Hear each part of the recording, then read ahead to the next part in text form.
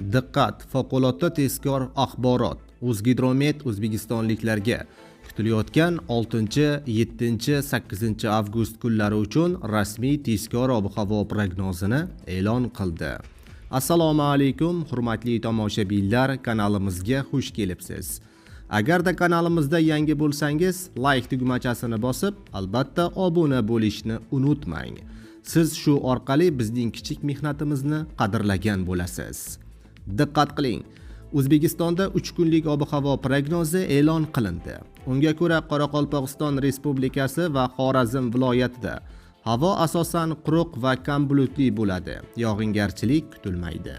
Havo harorati kechasi 21-25 daraja, kunduz kunlari 31-36 daraja issiq bo'ladi.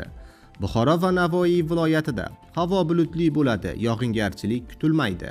Havo harorati kechasi 21-23 daraja, kunduz kunlari 38-41 daraja issiq bo'ladi. Toshkent, Sirdaryo, Jizzax hamda Samarqand viloyatida havo bulutli bo'ladi, yog'ingarchilik kutilmaydi. Harorat kechasi 21-24 daraja, kunduz kunlari 35-38 daraja issiq bo'ladi. Qashqadaryo va Surxondaryo viloyatida havo bulutli bo'ladi, yog'ingarchilik kutilmaydi. 6 avgust kuni kunduzi 37-40 daraja issiq bo'ladi. 7 avgust kuniga kelib esa 39-42 darajagacha ko'tariladi.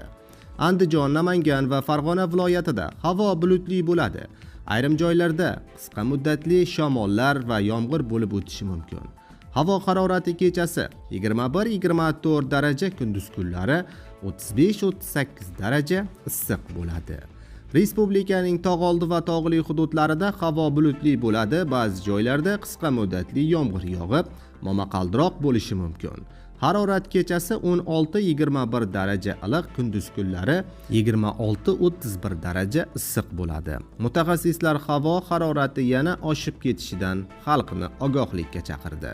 So'nggi xabarlarni doimo kuzatib borish uchun like bosib, kanalimizga obuna bo'lishni unutmang.